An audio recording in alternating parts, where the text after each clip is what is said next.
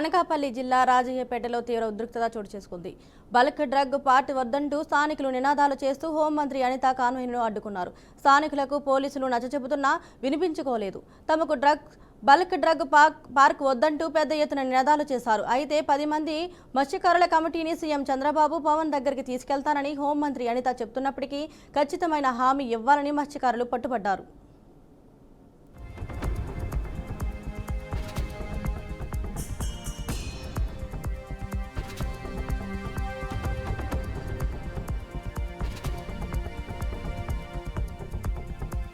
దయచేసి బీసీల నోటికాడి బుక్కను చెడగొట్టకండని మంత్రి పొన్నమన్నారు. బీసీ రిజర్వేషన్పై ఏకాభిప్రాయం ఉందని చెప్పారు. అన్ని రాజకీయ పార్టీలు సామాజిక న్యాయ నిర్ణయానికి కట్టుబడి ఉన్నాయని ఆయన తెలిపారు. న్యాయస్థానానికి అన్ని పార్టీలు రిజర్వేషన్లపై తమ స్టాండ్ని వ్యక్తపరిచారని సూచించారు. 50% అంశంపై కొందరు అవగాహన లేకుండా మాట్లాడుతున్నారని మండిపడ్డారు. సామాజిక న్యాయాన్ని ఆకాంక్షించే వారంతా న్యాయస్థానాన్ని అభ్యర్థించాలని కోరారు. బలహీన వర్గాలకు ఇంకా న్యాయం జరగాల్సిన అవసరం ఉందని అన్నారు. 42% పట్టుకున్నట్టుగా రేపు పొద్దున ఈ సబ్ ప్లాన్ తీసుకొస్తాం కావచ్చు, లేదా ఇంకా అనేక దోస్తాం కావచ్చు. కనుక రాజకీయంగా విద్యా ఉద్యోగాల్లో జరిగేటువంటి ఒక అవకాశానికి సంబంధించి మాత్రం తప్పకుండా మరి అందరూ కూడా మరి ముందుకు రావాలని కోరుతూ ఏ రిజర్వేషన్ల ప్రక్రియకు సంబంధించినటువంటి కేటగిరీ అన్ని కూడా చట్టపరంగా జిల్లా కలెక్టర్ల ద్వారా, ఎన్నికల సంఘం ద్వారా, పంచాయతీరాజ్ డిపార్ట్మెంట్ ద్వారా ఏ సీటు 500 చిల్లర ఉన్న జడ్పీటీసీలు, ఎంపీపీలు, జిల్లా పరిషత్తులు, స్థానిక సంస్థల సర్పంచులు అన్ని కూడా రిజర్వేషన్లు ప్రకటింపబడ్డాయి. అక్కడ ఉండబడేటువంటి వర్గాలందరూ కూడా ఐక్యంగా అందరూ కూడా వీలైనంత వరకు అందరి అభిప్రాయంగా కలిసి మంచి ఒక సహృద్భావ వాతావరణ లోపల ఎన్నికలు పాల్గొని సామాజికంగా గెలిచినప్పటికీ ఆ గ్రామ అభివృద్ధి, ఆ గ్రామీణ ప్రాంతాల అభివృద్ధికి సంబంధించిన చిత్తశుద్ధి. రాష్ట్రంలోని లక్షలాది మంది విద్యార్థులకు, వారి తల్లిదండ్రులకు కూటమి ప్రభుత్వం భారీ ఊరట కల్పించింది. గత ప్రభుత్వం నుంచి పేరుకుపోయిన ఫీజు రియంబర్స్మెంట్ బకాయిలో భాగంగా 1788 కోట్లను విడుదల చేసినట్లు మంత్రి కొల్లు రవీంద్ర ప్రకటించారు. పండుగ సందర్భంగా విద్యార్థులకు ప్రభుత్వం అందించిన గొప్ప కానుక ఇదని ఆయన అభివర్ణించారు. ఆర్థిక ఇబ్బందుల కారణంగా ఏ ఒక్క పేద విద్యార్థి చదువు మధ్యలో ఆగిపోకూడదన్నదే తమ ప్రభుత్వ లక్ష్యమని స్పష్టం చేశారు. గత జగన్ ప్రభుత్వ హయాంలో విద్యారంగం పూర్తిగా నిర్వీర్యమైందని కొల్లు రవీంద్ర తీవ్ర స్థాయిలో విమర్శించారు. ఫీజు రియంబర్స్మెంట్ కింద 2832 కోట్లు, వసతి దీవెన కింద 989 కోట్లు, ఫీజుల కింద 450 కోట్లు బకాయిలు పెట్టి విద్యార్థుల భవిష్యత్తుతో ఆడుకున్నారని ఆరోపించారు. ఫీజు రియంబర్స్మెంట్ బకాయిలు చెల్లించినటువంటి ఘనత గౌరవ ముఖ్యమంత్రి వర్యులు చంద్రబాబు నాయుడు గారిది. అలాగే విద్యాశాఖ మంత్రి నారా లోకేష్ గారు చొరవతో మరి ఏ ఒక్క విద్యార్థి కూడా ఇబ్బంది రాకుండా ఈరోజు బకాయిలు చెల్లిస్తున్నాం. గత ప్రభుత్వం పెట్టినటువంటి బకాయిల వల్ల చాలామంది విద్యార్థులు డిగ్రీలు కంప్లీట్ చేసుకున్నా, ఇంజనీరింగ్ కంప్లీట్ చేసుకున్నా వాళ్ళ సర్టిఫికేట్లు ఇస్తానికి కూడా ఇబ్బంది పెట్టినటువంటి పరిస్థితి ప్రభుత్వం వచ్చిన వెంటనే గమనించాం. వెంటనే అన్ని స్కూల్స్కి కూడా క్లియర్ ఇన్స్ట్రక్షన్స్ ఇచ్చి ఏ ఒక్క విద్యార్థిని ఇబ్బంది పెట్టొద్దు, మీ బకాయిలు మొత్తం కూడా కూటమి ప్రభుత్వం చెల్లిస్తుందని చెప్పి హామీ ఇచ్చి ఆ హామీని నిలబెట్టుకుంటా ఉన్నాం. ఆ 10 లక్షల మంది విద్యార్థులకి ఇమీడియట్గా సర్టిఫికేట్లు ఇప్పించడం జరిగింది. ఎక్కడైనా కాలేజ్ వాళ్ళు ఇబ్బంది పెడితే వాళ్ళ మీద చర్యలు తీసుకున్నాను గట్టిగా కూడా ఇన్స్ట్రక్ట్ చేయడం జరిగింది. ఇవాళ జగన్మోహన్ రెడ్డి గారు మొత్తం ఫీజు రింబర్స్మెంట్ కింద 2832 కోట్ల రూపాయలు బకాయి పెట్టారు. అలాగే వసతి దీవెనల కింద 989 కోట్ల రూపాయలు వసతి దీవెన బకాయిలు పెట్టారు. అలాగే పీజీ ఫీజు రియంబర్స్మెంట్ కింద 450 కోట్ల రూపాయలు బకాయిలు పెట్టారు. నా ఎస్సీలు, నా ఎస్టీలు, నా బీసీలు అని మాట్లాడినటువంటి జగన్మోహన్ రెడ్డి గారు ఈ బీసీలు కనపడలేదా, ఈ ఎస్సీలు కనపడలేదా, ఈ పేద ఎస్టీ విద్యార్థులు మీకు కనపడలేదా అని చెప్పి మేము ఆ రోజున మిమ్మల్ని అడిగినటువంటి సందర్భం ఉంది. కానీ మీరు పట్టించుకోవాలి. రేవంత్ రెడ్డి పథకం ప్రకారమే ఎల్ఎండ్టీ సంస్థపై ఒత్తిడి చూపించి వాళ్ళను పంపించి మెట్రో ఫేజ్ 1ను స్వాధీనం చేసుకున్నాడని మాజీ మంత్రి ఎమ్మెల్యే జగదీష్ రెడ్డి అన్నారు. రేవంత్ రెడ్డి ఈ వ్యవహారంలో 1000 కోట్ల లాభం పొందారని చెప్పారు. మెట్రోకు సంబంధించిన 35,000 కోట్ల విలువ గల 300 ఎకరాల ఆస్తులను అదానీలకు, మేఘా కృష్ణారెడ్డిలకు కట్టబెట్టాలని రేవంత్ రెడ్డి చూస్తున్నారని మాజీ మంత్రి ఆరోపించారు. ఈ రాష్ట్రంలో ప్రభుత్వం రియల్ ఎస్టేట్ వ్యాపారాలను సర్కస్ లాగా నడిపిస్తుందన్నారు. జనాలు లేని, ఇండ్లు లేని ప్రాంతాల్లో 4th సిటీ కోసం రోడ్లు వేస్తూ మెట్రోను స్వాధీనం చేసుకోవడమే రేవంత్ రెడ్డి ఉద్దేశమని జగదీష్ రెడ్డి తెలిపారు. దొంగలు చూసినట్టు చూస్తున్నారు. మామూలుగా జీవ దొంగను చూసినా బాగుండు, బంగారం దొంగను చూసినట్టు బాగుండు, కానీ పుస్తకం దుబ్బుకోవడం చూసినట్టు బాగుండు, కానీ మరి చెప్పులు వేసుకుపోయే దొంగలాగా చూస్తున్నారు. అని చెప్పి ఆయనే సర్టిఫికేట్ కూడా ఇచ్చుకున్నాడు. గంత చీప్గా చెప్పులు ఎత్తుకపోయే దొంగ లెక్క చూస్తున్నారు, ఇతరులు దొరుకుని చెప్పులు ఎత్తుకపోయే దొంగలు చూసినట్టుగా అని చెప్పి. దొంగలలో కూడా తేడాలు ఉంటాయని, అందులో పుస్తలు దోపెట్టోని బంగారం దోపెట్టోని ఒక లెవెల్లో, జేబులు కొట్టిన ఒక లెవెల్లో, చెప్పులు దోపిపోయేటోని ఒక లెవెల్లో చూస్తారని, అంత హీనంగా నన్ను చూస్తున్నారని చెప్పి మాట్లాడాడు. మరి నువ్వు చెప్పులు తీసుకుపోయే దొంగలాగా నిన్ను చూస్తుంటే అప్పులు ఇవ్వకుండా ఎందుకు ఈ 15,000 కోట్ల రూపాయల భారం రేవంత్ రెడ్డి మన పైన వేసిండో ప్రజలు ఆలోచించాలి. చదువుకున్న వాళ్ళు ప్రజలు, తెలంగాణలో ఉద్యోగస్తులు కావచ్చు, నిరుద్యోగ మిత్రులు కావచ్చు, చదువుకుంటున్న వాళ్ళు కావచ్చు, ప్రజలందరూ కూడా, అన్ని వర్గాల ప్రజలు కూడా ఒకసారి ఆలోచించండి. ఉన్న భారం ఉండంగా అదనంగా మనకు సంబంధం లేనిది అగ్రిమెంట్ ఉంది, వాళ్ళే నడుపుతారు. కానీ ప్రజలకు సౌకర్యం కావాలి హైదరాబాద్ ప్రజలకు అని చెప్పి ఆనాడు కాంగ్రెస్ ప్రభుత్వమే ప్రారంభించిన కేవలం 30% పనులు పూర్తి చేస్తే కేసీఆర్ రాగానే దాన్ని వెంటబడి వారానికో రివ్యూ చేసి 2 ఏళ్లలోనే పూర్తి చేయించి హైదరాబాద్ ప్రజలకు ట్రాఫిక్ ఇబ్బంది జరుగుతుంది బాగా అని చెప్పి దాని సౌకర్యంలో తీసుకొచ్చిండు. రోజుకి 5 లక్షల మంది ప్రయాణం చేయగలుగుతున్నారు తక్కువ ఖర్చుతో. అటువంటి దాన్ని ఇవాళ తన చేతిలోకి తీసుకొని కేవలం ఎల్ఎన్టీని కాపాడడం కొరకు, వాళ్ళకి లాభం జరగడం కొరకు చేసిండు. వాళ్ళ లాభం కూడా జరిగింది. వెంటనే ఒకటే రోజులో 12,000 కోట్ల రూపాయలు వాళ్ళ ధర పెరిగింది, వాళ్ళ ఆస్తి విలువ. దీని వెనకాల తప్పకుండా పెద్ద కుట్ర ఉంది. తొందరలోనే మళ్ళీ ఇంకొకటి కూడా చూడబోతారు ప్రజలు. తనకిష్టమైన 2-3 సంస్థలకి మళ్ళీ ఈ మెట్రోకి సంబంధించిన ఆస్తులన్నిటి కూడా కట్టబెట్టి. తెలంగాణ రాష్ట్రంలో సంచలనంగా మారిన ఎమ్మెల్యేల ఫిరాయింపు కేసు మొదటి రోజు విచారణ ముగిసింది. స్పీకర్ గడ్డం ప్రసాద్ కుమార్ ఛాంబర్లో విచారణ కొనసాగింది. ఈ నేపథ్యంలో ఎమ్మెల్యేల తరపు న్యాయవాదులు పిటిషన్దారులను క్రాస్ ఎగ్జామినేషన్ చేశారు. విచారణకు పిటిషనర్లు కల్వకుంట్ల సంజయ్, చింతా ప్రభాకర్, పల్లా రాజేశ్వర్ రెడ్డి, వారి తరపు న్యాయవాదులు హాజరయ్యారు. అలాగే ఫిరాయింపు ఆరోపణలు ఎదుర్కొంటున్న ఎమ్మెల్యేలు ప్రకాష్ గౌడ్, కాలే యాదయ్య, బండ్ల కృష్ణమోహన్ రెడ్డి, మహిపాల్ రెడ్డి వారి తరపు న్యాయవాదులు విచారణలో పాల్గొన్నారు. సినీ పరిశ్రమ నుండి ఎవరూ కూడా ఇక నుండి ఎలాంటి బెట్టింగ్ యాప్లకు ప్రచారం చేయకూడదని ఏకగ్రీవంగా తీర్మానించినట్లు ప్రముఖ నిర్మాత దిల్ రాజు వెల్లడించారు. హైదరాబాద్లో పైరసీకి వ్యతిరేకంగా పోలీస్ కమిషనర్ సివి ఆనంద్ ఆధ్వర్యంలో జరిగిన ఓ కార్యక్రమంలో దిల్ రాజు పాల్గొన్నారు. పైరసీ వెనుక బెట్టింగ్ యాప్ల పాత్ర ఉన్నట్లు దిల్ రాజు గుర్తించమన్నారు. దీంతో మా పరిశ్రమ నుంచి ఇకపై ఎవరూ బెట్టింగ్ యాప్లను ప్రమోట్ చేయకూడదని నిర్ణయించుకున్నామని ఆయన వెల్లడించారు. ఈ నిర్ణయం పరిశ్రమతో పాటు ప్రభుత్వానికి కూడా మేలు చేస్తుందని ఆయన ఆశాభావం వ్యక్తం చేశారు.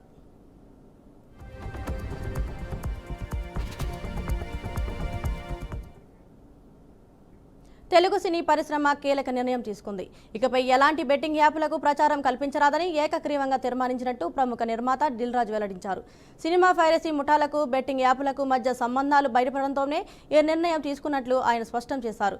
పైరసీ వల్ల ప్రభుత్వ ఆదాయానికి తీవ్ర నష్టం వాటిల్లుతోందని దిల్ రాజు ఆవేదన వ్యక్తం చేశారు.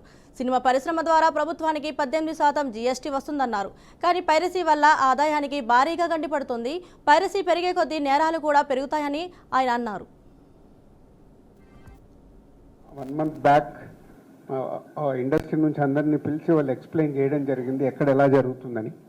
సో ఆ రోజే మాకు అర్థమైంది ఇండస్ట్రీకి. సో దీనిపైన మేము ఇంకా ఇండస్ట్రీ తరఫున చాలా జాగ్రత్తలు తీసుకోవాల్సి ఉంది. ఎగ్జాంపుల్ ఈజ్ ఎ క్యూబ్ యూఎఫ్ఓకి మేము కాంటెంట్ ఇచ్చేసి డబ్బులు ఇచ్చి వాళ్ళని థియేటర్లకి సర్వీస్ చేసేలాగా తీసుకుంటాం. బస్ అక్కడి నుంచి ఇలా హైక్ అవుతుంది అనేది తెలిసిన తర్వాత చాలా ఆశ్చర్యపోవడం మా వంతైంది. సో టెక్నాలజీ పెరుగుతున్న కొద్దీ మనం ఎంత జాగ్రత్త పడతామో అలా దానిపైన చెయ్యాలనుకునే. ఇందాక ఒక అబ్బాయి గురించి చెప్పారు, 21 years ఏదో టైంపాస్ కన్నా స్టార్ట్ చేసి ఎగ్జైట్మెంట్లో ఆ కిక్ కోసం సినిమా చూడాలని ప్రయత్నం చేసి ఆయన ద్వారా మనీ వెనకాల మళ్ళీ ఒక ఇల్లీగల్, ఇప్పుడు గేమింగ్ కావచ్చు ఏదైనా కావచ్చు, అది మన సొసైటీకి డెఫినెట్గా ఇస్ ఇంపాక్ట్ పడేటి ఇవన్నీ. So not only cinema industry, దీని ద్వారా ఈరోజు సినిమా ఇండస్ట్రీకి ఎంత ఇంపాక్ట్ పడుతుందో. వైసీపీ అధినేత జగన్ ఇటీవలే ఎంతో ప్రతిష్టాత్మకంగా ప్రారంభించిన డిజిటల్ బుక్ యాప్ ఇప్పుడు ఆ పార్టీకే ఇబ్బందికరంగా మారింది. వైసీపీ కార్యకర్తలకు అన్యాయం జరిగితే ఫిర్యాదు చేసేందుకు తీసుకువచ్చిన ఈ వేదికపై ఏకంగా ఆ పార్టీ మాజీ మంత్రి విడుదల రజనీపైనే తొలి ఫిర్యాదు నమోదు కావడం తీవ్ర కలకలం రేపుతుంది. తనపై దాడి చేయించారంటూ నవతరం పార్టీ జాతీయ అధ్యక్షుడు రావు సుబ్రహ్మణ్యం ఈ ఫిర్యాదు చేశారు. 2022లో పల్నాడు జిల్లా చిలకలూరిపేటలోని తన ఇల్లు, పార్టీ కార్యాలయం, కారుపై అప్పటి మంత్రి విడుదల రజనీ దాడి చేయించారని రావు సుబ్రహ్మణ్యం ఆరోపించారు. ఈ ఘటనపై చర్యలు తీసుకుని తనకు న్యాయం చేయాలని కోరుతూ ఆయన నేరుగా వైసీపీ డిజిటల్ బుక్ యాప్ ద్వారా జగన్కు ఫిర్యాదు చేశారు.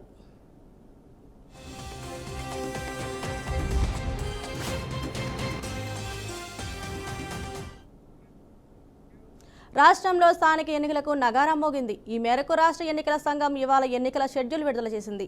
అక్టోబర్ 9న ఎన్నికల నోటిఫికేషన్ విడుదల చేస్తామని తెలిపారు. 31 జిల్లాల్లో 565 మండలాల్లో 2 విడతల్లో 5749 ఎంపీటీసీ 656 జడ్పీటీసీ స్థానాలకు ఎన్నికలు నిర్వహిస్తామని తెలిపారు. అదేవిధంగా పంచాయతీ ఎన్నికలను 3 విడతల్లో నిర్వహిస్తామని వెల్లడించారు. స్థానిక ఎన్నికల నిర్వహణ ప్రక్రియ అక్టోబర్ 9న ప్రారంభమై నవంబర్ 9తో ముగుస్తుందని తెలిపారు. అక్టోబర్ 23, 27న ఎంపీటీసీ ఎన్నికలు, అక్టోబర్ 31, నవంబర్ 4, 8 తేదీల్లో పంచాయతీ ఎన్నికల విడతల వారీగా నిర్వహిస్తామని తెలిపారు. నవంబర్ 11న ఎంపీటీసీ, జడ్పీటీసీ ఎన్నికల తుది ఫలితాలను వెల్లడిస్తామని ఈసీ వెల్లడించింది. షెడ్యూల్ విడుదల చేయడంతో వెంటనే రాష్ట్రంలో ఎన్నికల కోడ్ అమల్లోకి వచ్చిందని ప్రకటించారు. గత వారంలో రాష్ట్ర ప్రభుత్వం వారు మాకు ఏదైతే రూరల్ లోకల్ బాడీస్లో వేకెన్సీ ఏర్పడిందో వాటికై ఎన్నికలు నిర్వహించటానికి కంకరెన్స్ ఇవ్వడం జరిగింది. దాంతో మేము ఒక టైం షెడ్యూల్ని ఖరారు చేసుకోవడం కూడా జరిగింది. మీ అందరికీ తెలుసు, స్థానిక సంస్థలు రూరల్ ఏరియాస్లో గ్రామ పంచాయతీలు, ఎంపీటీసీలు, జెడ్పీటీసీల స్థానాలు ఏవైతే వేకెంట్గా ఉన్నాయో వాటికి సంబంధించిన నిన్న సాయంత్రం అన్ని వివరాలతో జిల్లా ఎలక్షన్ అథారిటీ ఆంధ్రప్రదేశ్ రాష్ట్రంలో సంచలనం సృష్టించిన లిక్కర్ స్కామ్ కేసులో A4గా YSR Congress Party MP Mithun Reddy Rajahmundry central jail నుంచి విడుదల చేశారు. సుమారు 71 రోజుల పాటు జైలులో రిమాండ్ ఖైదీగా ఉన్న మిథున్ రెడ్డికి ఏసీబీ కోర్టు షరతులతో కూడిన బెయిల్ మంజూరు చేసింది. అయితే రాజమండ్రి సెంట్రల్ జైలు నుంచి వైసీపీ ఎంపీ మిథున్ రెడ్డి విడుదల కావడంతో మాజీ మంత్రి పెద్దిరెడ్డి రామచంద్రారెడ్డితో పాటు వైసీపీ ముఖ్య నేతలు, పార్టీ కార్యకర్తలు, మిథున్ రెడ్డి అభిమానులు పెద్ద ఎత్తున అక్కడికి చేరుకున్నారు. ఇక ఎంపీ మిథున్ రెడ్డికి షరతులతో కూడిన బెయిల్ను ఏసీబీ కోర్టు మంజూరు చేసింది. ఈ సందర్భంగా 2 లక్షల రూపాయలతో 2 షూరిటీలు ఇవ్వాలని ఆదేశాలు జారీ చేసింది. అలాగే వారంలో 2 సార్లు స్థానిక పోలీస్ స్టేషన్లో సంతకాలు చేయాలని పేర్కొంది.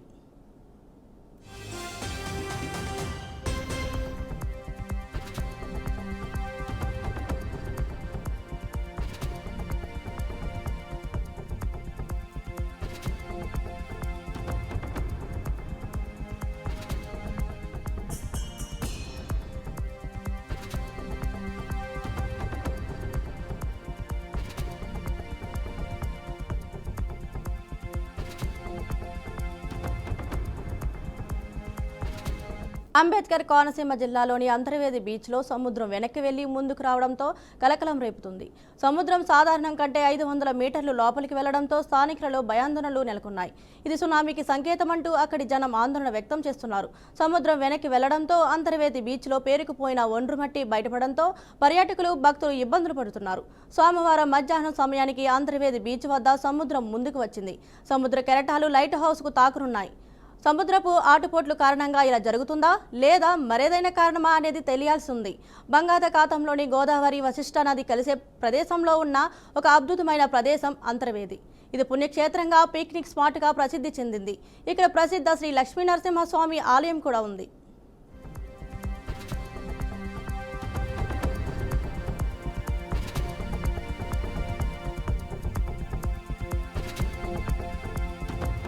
తెలంగాణ సాంస్కృతిక ప్రతీక అయిన బతుకమ్మ పండుగ 2 గిన్నీస్ రికార్డులను సొంతం చేసుకుంది. హైదరాబాద్లోని సరూర్ నగర్ మైదానంలో నిర్వహించిన బతుకమ్మ ఉత్సవం ఈ ఘనత సాధించింది. అతిపెద్ద జానపద నృత్యంగా, అలాగే అతిపెద్ద బతుకమ్మగా ఈ కార్యక్రమం రికార్డు సృష్టించింది. గిన్నీస్ రికార్డు సాధన లక్ష్యంగా సరూర్ నగర్ స్టేడియంలో సోమవారం బతుకమ్మ సంబరాలు నిర్వహించారు. ఈ వేడుకలో భాగంగా 63 అడుగుల ఎత్తైన భారీ బతుకమ్మను ప్రత్యేకంగా రూపొందించారు. అనంతరం ఒకేసారి 1354 మంది మహిళలు బతుకమ్మ ఆడారు. ఈ కార్యక్రమంలో మంత్రులు సీతక్క, జూపల్లి కృష్ణారావు, హైదరాబాద్ మేయర్ గద్వాల్ విజయలక్ష్మి తదితరులు పాల్గొన్నారు. ఈ సందర్భంగా మంత్రి సీతక్క బతుకమ్మ పాట పాడి అందరినీ అలరించారు.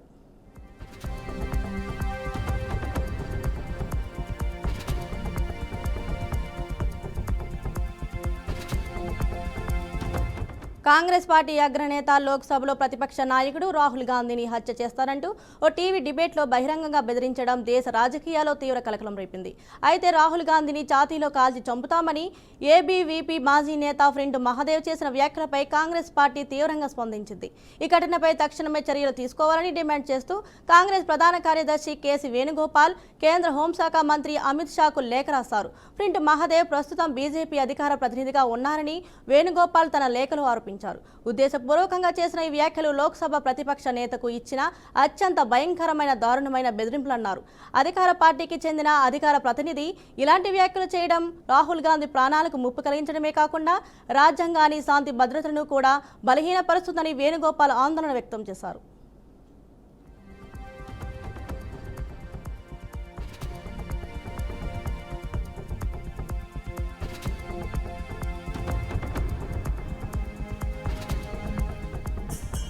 విదేశీ సినిమాలపై 100% టారిఫ్స్ విధించినట్లు అమెరికా అధ్యక్షుడు డొనాల్డ్ ట్రంప్ మరో బాంబు పేల్చారు. అమెరికా బయట సినిమాలు తీస్తే 100% సుంకం తప్పదన్నారు ట్రంప్. అమెరికాలో సినిమా తీస్తే ఈ టారిఫ్ నుంచి మినహాయింపు ఉంటుందని స్పష్టం చేశారు. విదేశీ సినిమాలు తమ మార్కెట్ను దెబ్బతీస్తున్నాయంటూ వ్యాఖ్యానించారు. కాగా ఫర్నిచర్పై కూడా టారిఫ్ విధిస్తానని ట్రంప్ వార్నింగ్ ఇచ్చారు.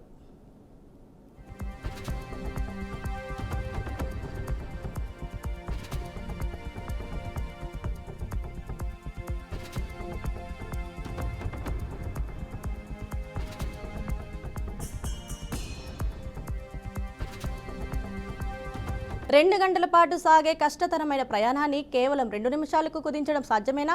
చైనా దీన్ని సుతార్జం చేసి చూపించింది. ప్రపంచంలోనే అత్యంత ఎత్తైన వంతెనను నిర్మించి రికార్డు సృష్టించింది. గైజౌ ప్రావిన్స్లోని హువార్జియాంగ్ గ్రాండ్స్ కెన్యన్ మీదుగా నిర్మించిన ఈ భారీ వంతెనను అధికారికంగా ప్రజలకు అందుబాటులోకి తీసుకొచ్చింది. ఈ బ్రిడ్జ్ నిర్మాణంతో 2 ప్రాంతాల మధ్య ప్రయాణ సమయం గణనీయంగా తగ్గిపోయింది. లోతైన లోయకు 625 మీటర్ల ఎత్తులో నిర్మించిన ఈ వంతెన ప్రపంచంలోనే అత్యంత ఎత్తైనదిగా గుర్తింపు పొందింది. బీపాస్ నదిపై నిర్మించిన ఈ బ్రిడ్జి పొడవు సుమారు 2900 మీటర్లు. 3 ఏళ్లకు పైగా శ్రమించి ఇంజనీరింగ్ అద్భుతంగా నిలిచే ఈ నిర్మాణాన్ని పూర్తి చేశారు. ప్రారంభోత్సవం సందర్భంగా డ్రోన్ కెమెరాతో చిత్రీకరించిన దృశ్యాలు వాహనాలు మేఘాలను తాకుతూ వెళుతున్నాయా అన్నట్లుగా కనిపిస్తున్నాయి.